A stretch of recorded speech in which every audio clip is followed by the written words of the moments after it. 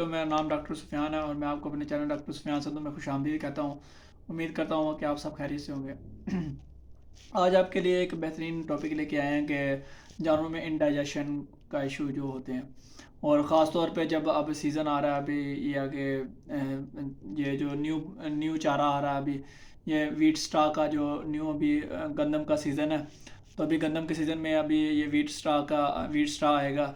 तो उसमें ये होता है कि जब फीड स्टॉक के जो इश्यूज़ होते हैं जानवरों में, क्योंकि मैं आपको वो अब आपसे शेयर करता हूँ कि क्या क्या इशू हो सकते हैं फीड स्टॉक के, और जानवरों में इंडाइजेशन का इशू कैसे हो सकता है, और जानवर खाना पीना कैसे छोड़ सकते हैं वीट स्टॉक खाने के बाद।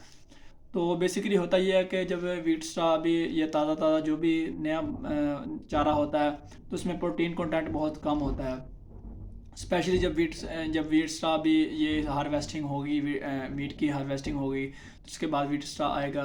तो इसमें जो प्रोटीन कंटेंट होता है वो 3% होता है। तो जो एनिमल को रिक्वायर्ड होता है वो डाइजेशन के लिए, प्रॉपर डाइजेशन के लिए, वो 9% तक का रिक्वायर्ड होता है। तो इसमें होता ये है कि जब एक तो ये इसमें ये होता है कि ये हार्ड होता है, जो न्यू अभी वीट स्ट्रा आएगा, जो एक तो इसकी कंसिस्टेंसी हार्ड होती है, दूसरा इसमें प्रोटीन कंटेंट बहुत कम होता है। और इस हार्डनेस की इसकी वजह यह है कि इसमें लिग्नोसेलुलोज और सेलुलोज और लिग्नोसेलुलोज का जो बॉन्ड होता है, वो सेलुलोज और लिग्नोसेलुलोज, तो वो जो बॉन्ड होता है वो मतलब कि प्रॉपर वो काफ़ी बिल्ट हुआ होता है, और उसकी डाइजेशन नहीं हो पाती। जो गट में माइक्रोफ्लोरा होते हैं, बैक्टीरिया होते हैं या प्रोटोजोआ होते हैं, वो उसकी प्रॉपर डाइजेशन नहीं कर पाते। और एक इसकी ये भी ख़ास बात है कि ये पैलेटेबल ज़्यादा होता है, मतलब एनिमल शौक से खाते हैं। जब न्यू चारा हम डालते हैं जानवरों को, ये वीट स्टॉक का जो जिसे हम तूड़ी कहते हैं, ये जानवरों को न्यू न्यू जब तूड़ी आती है मार्केट में, तो हम जानवर बहुत ज़्यादा, एक तो बहुत ज़्यादा खा लेता है जानवर, मतलब उसको अच्छी लगती है, वो पैलेटेबिलिटी उसकी ज़्यादा होती है। तो दूसरा ये है कि जब वो ज़्यादा खा लेता है, तो उसका प्रोटीन कंटेंट कम होने की वजह से जो बैक्टीरिया होते हैं, वो अंदर माइक्रोफ्लोरा होते हैं ह्यूमन के अंदर, तो वो उसको प्रॉपर डाइजेस्ट नहीं कर पाते। जब वो उसको प्रॉपर डाइजेस्ट नहीं करते, क्योंकि उनको उनकी जो प्रोलिफरेशन और उनकी ग्रोथ के लिए प्रोटीन का कंटेंट ज़्यादा होना लाजमी है। क्योंकि जब जब प्रोटीन का कंटेंट कम होगा, उनकी प्रॉपर ग्रोथ नहीं होगी, उनकी प्रोलिफरेशन नहीं होगी, उनकी जब वो मल्टीप्लिकेशन नहीं होगी, जब वो उनकी प्रॉपर ग्रोथ नहीं होगी, ज़ाहिर सी बात है वो एक तो उधर से जानवर ने वो तूड़ी ज़्यादा खा ली होती है, दूसरा ये है कि बैक्टीरिया होते हैं उनकी तादाद कम हो जाती है। तो जो डाइजेशन का इशू ये आता है कि वो इन्फेक्शन हो जाती है ह्यूमन के अंदर, तो वो उसके जो वो गुच्छे बनना शुरू हो जाते हैं, और वो ह्यूमन के अंदर स्टोर होना शुरू हो जाता है। जब वो ह्यूमन के अंदर एक हाथ से ज़्यादा स्टोर हो जाता है, तो उसमें गैस फील हो जाती है, नेगेटिव एनर्जी बैलेंस होना शुरू हो जाता है, और एनिमल को मतलब इन्फेक्शन के इश्यूज आते हैं, एनिमल का ह्यूमन ब्लॉक हो जाता है, एनिमल खाना पीना छोड़ देता है, और उसके काफ़ी सारे मसाइल आते हैं कि एनिमल की प्रोडक्शन भी लो होती है। तो जब ये जानवर हद से ज़्यादा खा लेता है, तो इसमें इंडाइजेशन के इश्यूज आते हैं, एनिमल मतलब डिप्रेस्ड कंडीशन में चला जाता है।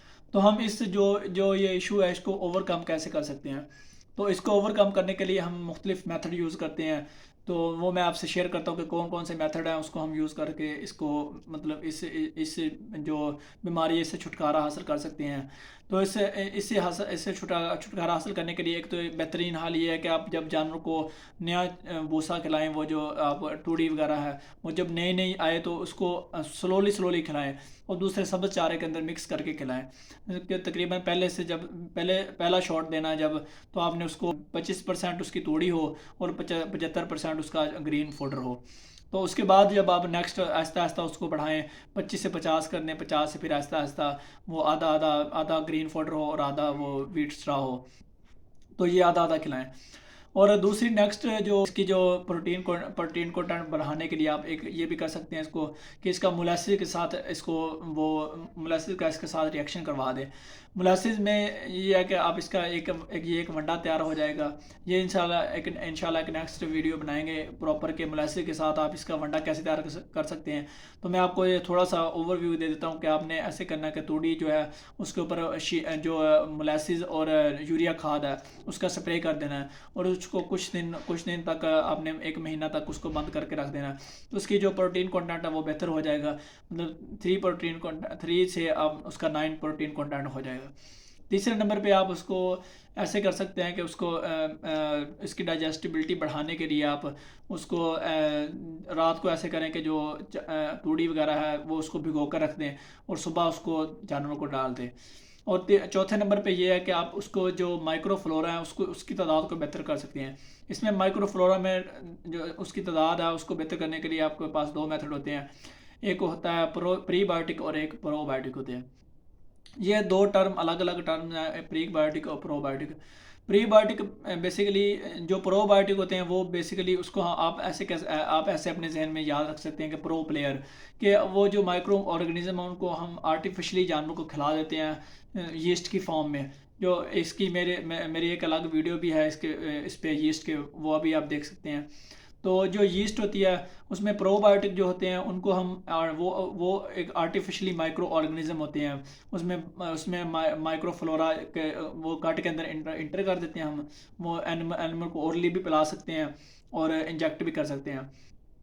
तो वो जब ओरली पिला देते हैं, जब वो माइक्रोफ्लोरा अंदर जाके उसकी प्रोलिफरेशन होती है, उसकी तादाद बढ़ती है, तो वो डाइजेशन को बेहतर कर देते हैं।